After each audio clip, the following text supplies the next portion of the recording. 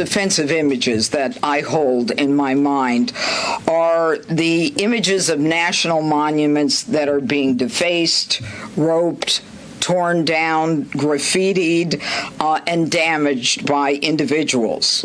I have a vivid memory of this happening several years ago and over time, where our national monuments and statues are being torn down, and this is not the way of a civilized society.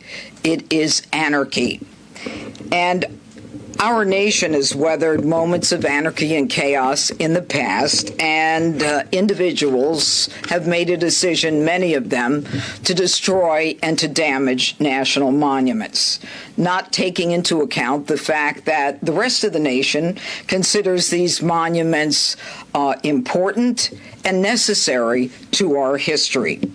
But this unchecked vandalism and civil disorder turns into criminal behavior, and that's why we're here today.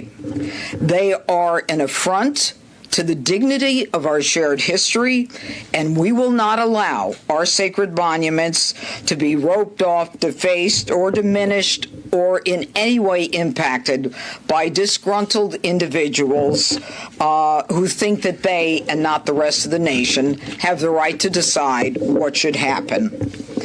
These landmarks and monuments belong to all of us, and they must be protected for generations to come. And the president, when he came here in his executive order to make D.C. safe and beautiful, brought in a fresh injection of resources, both for my office and for all of law enforcement, to make D.C. safe. And the other part of that executive order was to make D.C. beautiful.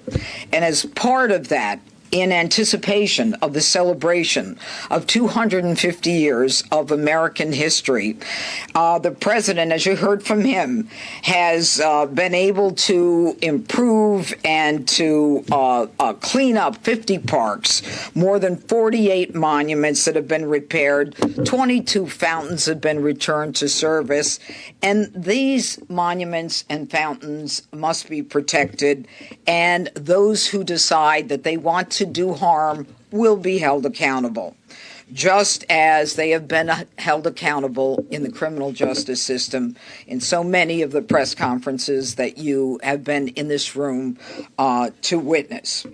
D.C. has experienced a renaissance like it has never experienced before in both safety and in beauty. Today is about accountability for damaging a national resource, a national treasure, and that is the reflecting pool that runs from the Washington Monument to the Lincoln Memorial, which is, of course, a symbol of D.C.'s beauty and history. Now, it was recently renovated with significant funds and investment. Any tampering undermines that. And make no mistake, if anyone decides they want to damage that, whatever they think their reason is, or whether they think it's justified, or whether they think it's not important, will be held to account. This is a priority not only for the president, but for myself as well. So, today a grand jury has returned a felony indictment against a defendant, David Hurn, for felony destruction of property, for which he faces 10 years in prison. The indictment is in response to an incident that occurred